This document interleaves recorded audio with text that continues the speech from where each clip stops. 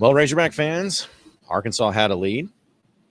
It was against Illinois in the NCAA tournament, and they didn't completely blow it.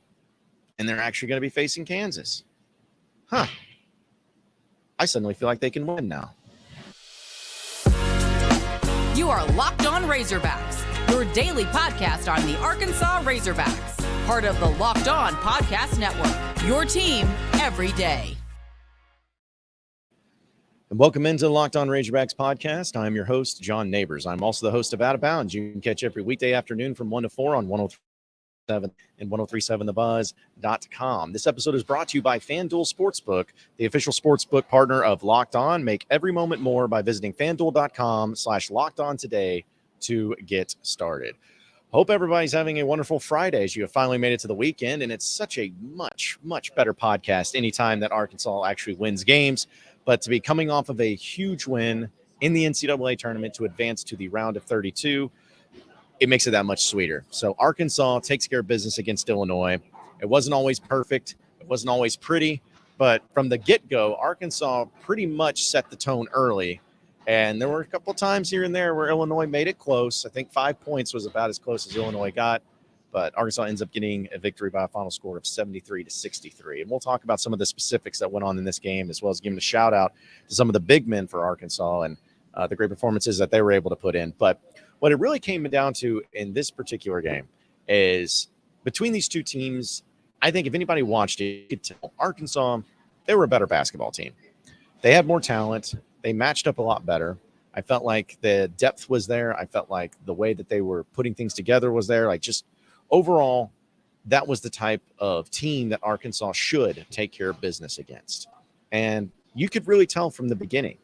You could tell that the guards were too much for Illinois to try out. And you could tell that Muss was having a great game plan, especially defensively, to be able to put together. You knew that they were doing all the right things to make this work, and they did. Now, Ricky Council led the all scorers with 18 points, which I think the best type of games, or at least the ways that Ricky Council has shown in most cases when he the team, is not because he shoots really well. It's mainly because he gets to the free throw line and makes his free throws, which he actually did in this game. He did go 3 of 9 from the field, but he made 11 of 12 free throws. Anthony Black had 12 points on 4-12 shooting. And then Devo Davis had a great game, playing only 30 minutes. He sat out a lot in the first half, but getting 16 points, 7 of 14 from the field. As well as 6 rebounds. And also Council got 10 rebounds too. Don't want to forget that. So he did have a double-double, but really good game out of those 3 guys. And again, we'll talk about the bigs specifically here in just a second, but it was a game that I expected Arkansas to play as far as how it looked, some of the things that they did as far as attacking, and the way that Illinois was able to exploit some of the weaknesses for Arkansas. It went about according to plan. But at this particular time, as we talked about on the podcast yesterday, it is not about just looking good while you win anymore. Sure, there were times in the regular season where you wish they would have won certain games, or you wish you would have closed out certain games a little bit better. Like, none of that stuff matters at all anymore. What matters is winning. And I don't care if Arkansas turns the ball over 28 times or if they're shooting 2% from the field. If it means they win the game, then that's all that matters. And so for Arkansas to come out, look good, have some good plays, have some good moments, some good performances out of some of these guys that they really needed to step up and who played a ton of minutes in this game. That's exactly what you needed to see. And I think one of the most important things in this game, and the thing that stood out to me and may have been one of the most impressive things as well, is when we talked about closing out games. Arkansas has not done a good job closing out games. We know this. There's no reason to keep repeating it. But it was fascinating in this game where the game's on the line. Illinois put the pressure on Arkansas. They're needing to make plays. They're needing to get steals. They're needing to get baskets. And there was a couple of instances where they actually ended up getting a steal, getting a turnover, getting some points. They were trying to weather the storm. But when it came down to free throws, Arkansas had such a significant lead that they were able to get to the free throw line. Arkansas made free throws. Ricky Council made free throws. Anthony Black made free throws. You had guys making free throws, again, when it mattered the most. Now, does that mean when they play their next game against Kansas, which we'll talk about here in a little bit, does that mean automatically that, oh, well, shoot, if Arkansas's got a 1-point lead with 30 seconds to go on Kansas and they're going to the free throw line, that suddenly the clouds have lifted and I have full confidence that they'll make all their free throws? No. But when it comes to the biggest stage, you've got to be able to give credit where credit is due. They're not a team that has made free throws in clutch situations. They just haven't. And you can't change what this team is at this point in time. It'll change them much as the season's gone on. But they're not a good three-point shooting team. They're not a good free throw shooting team.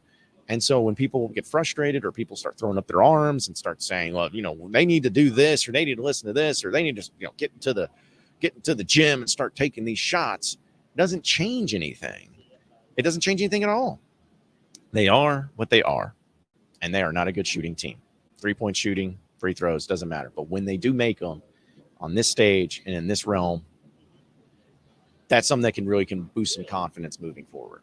I thought Muss did a great job of game planning. It was an interesting starting lineup that he decided to go with, one that even the PA announcer here at Wells Fargo didn't know because he started announcing wrong names. But Kamani Johnson got the start.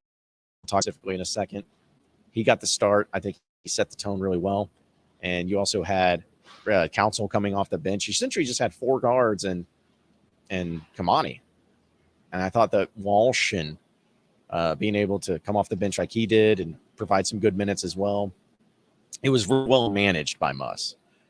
I didn't have any problem in how he handled it. I didn't have any problem in who was in there. Even saw Jalen Graham for a second, but you could tell that there was just something about what was going on in the matchup that didn't really work well. So they took him out. They played the right guys in the right moments, in the right situations, and you saw the win and you saw the result.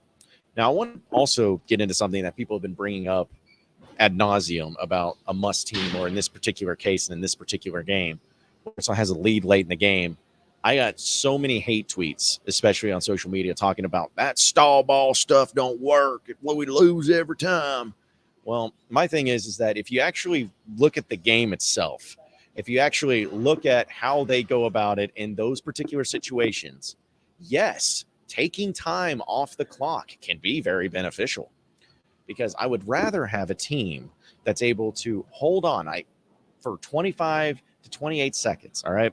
If there's 4 minutes to go, 3.5, 4 minutes to go in the game, and you have an 8-point lead, I would rather have those seconds coming off the clock as much as possible and then jacking up a three that doesn't go in than trying to press to where you get a turnover, you end up getting an offensive foul, you end up getting a dumb shot, and then they end up beating you in transition, getting down the court, and they get a basket, suddenly they're in their full court press.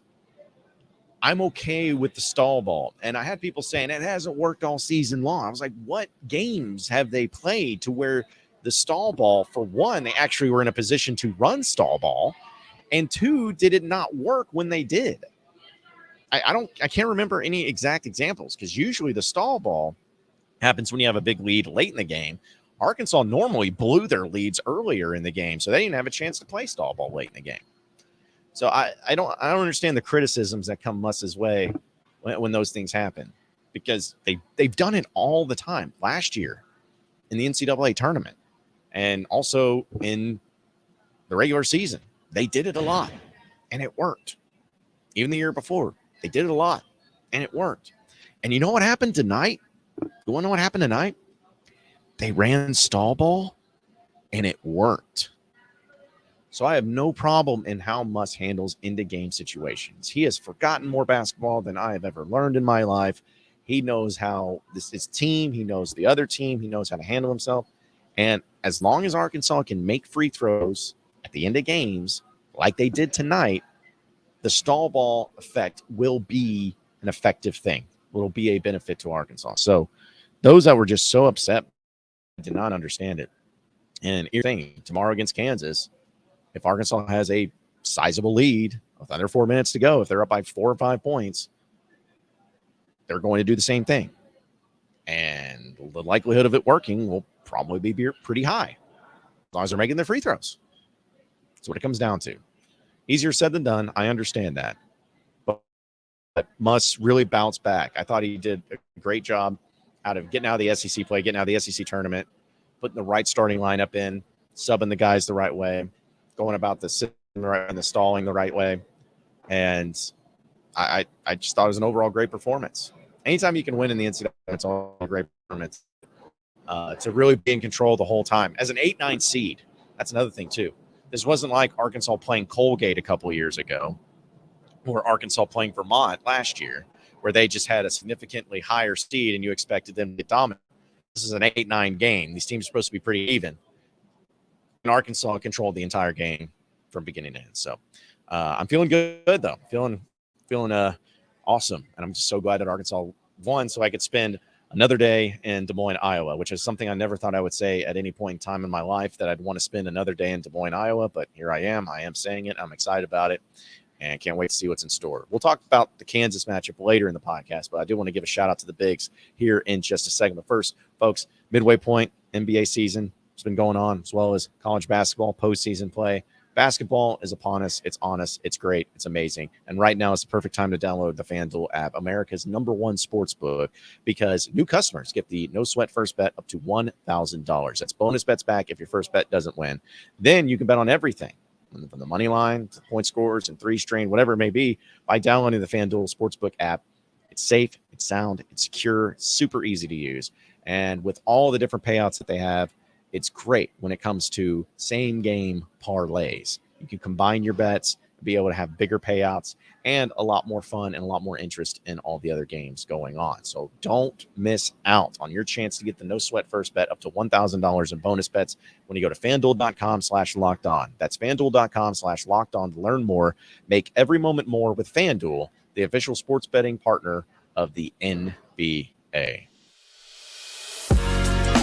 You are Locked On Razorbacks, your daily podcast on the Arkansas Razorbacks, part of the Locked On Podcast Network, your team every day. All right, so moving on into the next segment of Locked On Next podcast, talked about a lot of the difference that Arkansas had playing in this game, and they led the scorers throughout the game and made some clutch free throws down the stretch. But to me, this game was about the bigs, was about the forwards, because we knew Illinois was a big team. They blocked a lot of shots, a whole lot of access down in the lane. And it was going to be about, could Arkansas beat these guys off the dribble and drive in. They did pretty effectively for the most part. But I can't say enough about the performances in this game by three particular players: Kamani Johnson, Jordan Walsh, and Mekhi Mitchell. Start with Kamani Johnson. He got the start. And we know he's a big ball of energy. He's smiling all the time. He mixes it up a little bit. I've always compared him just being a walking, talking foul at times, but he actually can perform pretty well in certain games. Even if this season, if you look at it back in Maui against San Diego State, he was the reason why they won that game. So he's capable of making some pretty big plays, especially getting some offensive rebounds. And that's what he did tonight. Now, he only had 5 points, but he only played 12 minutes. And then he had 5 rebounds. 4 of those were offensive rebounds. He got to the free throw line, made his free throw. He only had 2 fouls, which I'm pretty impressed by. So he was a guy that was a spark. He was what they needed to set the tone and to be able to move some guys around and have some fun doing it. And I think, without a doubt, the best clip of the night, as we got to check with some of the players in the locker room after the game and after the celebration, got to speak with Kamani Johnson. And I think he just put it about as perfectly as you possibly could. I'll just let you hear it from him, and I think you'll all get at least a kick out of it too. Yeah, I mean, like I said, Mike ain't gonna like this, but like I said in the interview, it's nut dropping time. So, hey, smarts, we gotta make big plays. It is what it is. Appreciate it. Yes, it is indeed nut dropping time for the bigs for Arkansas, as Kamani Johnson put it. They did do a great job of dropping their nuts, because in this particular matchup with them, not only did you have a great performance out of Kamani Johnson and the limited amount of minutes that he played, but at the rest of the big guys, especially with Jordan Walsh, who has had his ups and downs, he only had 6 points. He goes 2 of 8 shooting, but he's able to bring in 4 rebounds and an assist and also get 3 steals. That was in 27 minutes. If some of you are into that plus and minus, take it or leave it. But when Jordan Walsh was on the court, he was plus 22. That's an insane number. But a lot of you may look at it and say, well, his stats didn't seem that impressive. Only had 6 points, went 2 of 8 from the field, fouled 4 times.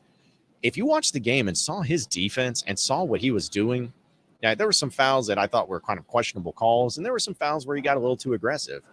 But he was making Illinois earn every single play whenever he was guarding them. And he's really coming to his own. He's got a lot of energy, and he was wanting to be that lockdown defender. And with his length and his size and his ability to guard big guys, but also step out and guard some guards if he needs to, I think that was just as good of a performance as you could ask for Jordan Walsh. So loved what he put in and loved the performance he had, and hopefully that continues to grow. Because we're talking, here's the thing, like Nick Smith did not have a good game. I haven't mentioned him. He did not have a good game. Without a doubt, as far as his major minutes game, might have been his worst game. He went 2 of 10, only had 6 points, and did have 2 turnovers and only 1 steal. And that was it. That was in 28 minutes. That was good. So it wasn't great. I still think like he's going to be fine. He'll probably bounce back. I think he will bounce back and have a better performance against Kansas. But when you're talking about true freshmen and these McDonald's All-Americans, this is the first time that any of these guys have played in the NCAA tournament. And I don't care what anybody says. There's not a single time in their entire career, in their entire lives, that they have ever played in a bigger in a game, in a bigger matchup, in a bigger anything than what they're doing right now in Des Moines, Iowa. This is it. Everyone's watching these games. Everyone's checking them out. Everyone's filled out brackets. Everyone's rooting for one team or the other for certain reasons. They know that the lights are on them, especially if they're these McDonald's guys that everyone thought that were going to be high draft picks in the NBA. And to get that performance out of Jordan Walsh, it's something I know a lot of people are going to pay attention to. Now, does this mean that, after beating Illinois and having a plus 22, that suddenly he's going to be a top 5 pick? No, but it is something that you want to continue to see growth from these players. And Jordan Walsh not shying from being out there and playing defense. He wasn't a guy that was trying to, score a ton of points to be flashy that way. He was getting it done with his defensive prowess. So he had a great game. And then finally, Mekhi Mitchell. Mekhi Mitchell and just the Mitchell twins in general have had some ups and downs. Let's be honest about it. There was a time at the end of the regular season that I think they went missing. I didn't know where they went. I didn't know what was going on. But Mekhi Mitchell in the SEC tournament, as well as so far in the NCAA tournament, so we're talking about 3 straight games. Mekhi Mitchell has done phenomenal. Phenomenal. He played 23 minutes in this game. He had 9 points. He went 4 of 5 from the field. He went 1 of 2 from the free throw line. He had 7 rebounds, all right, with 1 assist and 2 block shots, no turnovers, and only 3 fouls in 23 minutes of play. 9 and 7 and 2 in 23 minutes. If you can just get that out of him every game, which I know is always easier said than done, but man, if you can just get that type of performance out of him, there's no reason why Arkansas can't be in control of these games against high-quality teams all the time. Consistency has been a problem for this team, but what has gotten into Mekhi Mitchell here in postseason in March, I'm here for it. He had a great performance and he even had a good performance against Texas A&M, an efficient performance. It's not going out for double-doubles right and left, but being efficient. When he does get the ball, he goes back up with it and gets a good shot and maybe gets fouled, or he gets an offensive rebound. That's very important. And does the most when he has those opportunities. I loved what he was able to do. Arkansas still missed too many layups in this game. They went 10 of 22. So that's not exactly something that's going to make you feel good about it. But Arkansas did get 11 offensive rebounds, which was nice. And they were able to have a pretty good scoring percentage. And they led pretty much 37 and a half minutes in this game. So the entire time. The guards were the stars. Those were the guys that met with the media. Those are the guys that got the points. But to me, it was the bigs that made the difference in getting Arkansas the victory here against Illinois. We'll look at Kansas here in just a second, as that is Arkansas's next opponent. But first, I got to tell you about Built Bar. The Built March Madness bracket is officially here, and we know that you have your favorite Built Bar or Built Puff, and now's your time to make it count. If you go to BuiltMarchMadness.com, you can vote on all of your favorite and delicious flavors that you have to choose from. And when you vote for your favorite bar or puff, you'll be entered into a drawing where you can be one of 50 different Locked On Razorbacks podcast listeners, and you will win a free box of Built Bar. Not only that, but you could also win a 12-month subscription to Built and have Built Bars delivered straightly to your door each and every month. So you got to try Built Bars, the best protein bars around. 17 grams of protein, only 140 calories, the different flavors that are so amazing to choose from, and the convenient, they're easy, and you can get them not only online at built.com, but also at your local Sam's Club and Walmart there in the pharmacy section. I know you love some Walmart. You're Razorback fans. You know all about that Walmart life. So go check them out, built.com and Built Bar during Built March Madness bracket time here on the Locked On Podcast Network. You are Locked On Razorbacks, your daily podcast on the Arkansas Razorbacks, part of the Locked On Podcast Network, your team every day. All right, so final segment here on the Locked On Razorbacks podcast. Arkansas and Kansas, no big deal. The defending national champions, a team that they have not played, if I'm not mistaken, have not played Kansas since 2006. I think that's right. I'm pulling it off the top of my head, and I'm getting a nod from Andrew Hutchison, so I think that's true. He may be nodding at something else, but I'm taking it.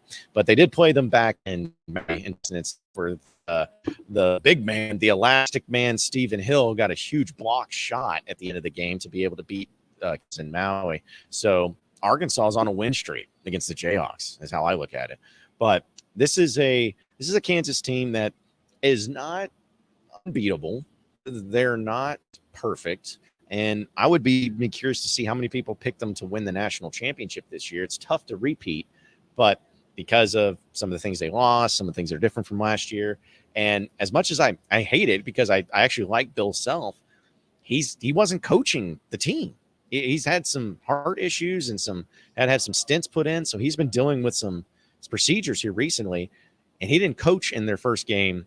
And I don't know if he'll coach in their second game against Arkansas. I just feel like it's really tough to have a stint put in just a week ago and then just be like, oh yeah, I'm about to run out there and coach a 40-minute basketball game with it's all on the line. So we'll see if it actually happens, but I feel like that's a factor no matter what. But it is the defending champs. It is Kansas, and it is going to be a huge uphill battle for Arkansas to win this game. I know it sounds cliche, but they're going to have to play their best basketball game of the season to win this one. I think that, of course, Muss has proven time and time again at Arkansas that second-round games are always entertaining for the most part, but he has won second-round games. And this will actually be the third straight year that Arkansas has faced the number one seed. Of course, first year being Baylor, last year being Gonzaga, and this year being Kansas. He's 1-1 against them. So, maybe you can get ahead and go 2-1 here too. But there's a few similarities here where Arkansas and Kansas are pretty close when it comes to their numbers and everything. But the one thing that really stood out to me and was a little surprising about Kansas is they don't really get to the free throw line a whole lot, which Arkansas, we know, have a problem ever because they've got the free throw line 40 throws. Now, as long as Doug Schowles stays about as far away from the arena as possible, maybe this could be a great game that Arkansas can actually have a pretty fair shot at having foul calls. I think the game against Illinois was pretty well officiated, so I wouldn't mind them coming back. But Kansas is not a team that gets to the foul line a whole lot. Arkansas is. I think with what Kansas has done as a team, their three-point shooting is fine. It's not incredible. It's about middle of the pack when it comes to college basketball. We know Arkansas isn't good, but still not overly impressive as far as what they do offensively. And the tempo might be one of the interesting things because the teams seem to be pretty even when it comes to their tempo and how they want to play and what they want to do. And free throw shooting also, percentage-wise, Kansas is a little lower than I thought they would be. I thought in the mid-70s, and they're actually only 71% roughly. So we'll see how that goes. But it seems to me that this is going to be a game about defense. Both teams statistically are very good at defense. Kansas has kind of made that their bread and butter at times. And again, looking at the numbers, both teams are pretty even. So it might be a lower scoring game. It depends on where you're looking. But if you're someone who's checking out, for instance, FanDuel, looking at some of the lines or some of the spreads or anything like that, bet the under, because I feel like this could be one of those games that's really tough. Both teams are struggling coming off of a game just the other day. Maybe some fatigue will set in. There could be a lot of different things, happening here. But I would definitely look to bet the under. 145.5 according to FanDuel. Yeah, bet the under in this one. But I know we won't be able to talk until after this game ends, and we'll see. But I'll tell you what, I'll give you a prediction. I believe Arkansas against Kansas will not win. And I hope to everything that is holy on earth that I am 100% wrong. I hope that all of you troll me in the comments section and call me all the names in the book and tell me to get out of the tanning bed as quickly as possible because the sun rays have gone to my brain and that's why it's fried. And you guys, like, whatever insults you throw at my way, that's fine. I hope I'm wrong. But again, I'm looking at it realistically. Arkansas is a team with talent, but they're not a great team. And with what Kansas provides, it'll just be really difficult for them to overcome that. However, if Arkansas plays their best game of the season, and even if Kansas plays a good game, just a good game, Arkansas wins. That's how I look at it. It's like if both teams play great, I think Arkansas wins. But as we've known, it's easier said than done when it comes to playing great if you're Arkansas. I think it's close. I think Arkansas gives them all that they want, but I think Arkansas falls short in the end. I hope I'm wrong. I hope I am. I hope that we are all booking our trips to Vegas and Sin City, and we're getting wild, and the great fine city of Las Vegas here's a bunch of hog calls, and they're calling the cops because they don't have no idea what's going on. That's what I'm hoping for, because that will be awesome. And then if you beat Kansas and you go to the Sweet 16 in Vegas, who are you afraid of? Who do you think you're going to lose to? Think you're going to lose to UConn or whoever? Gonzaga? Please. UCLA?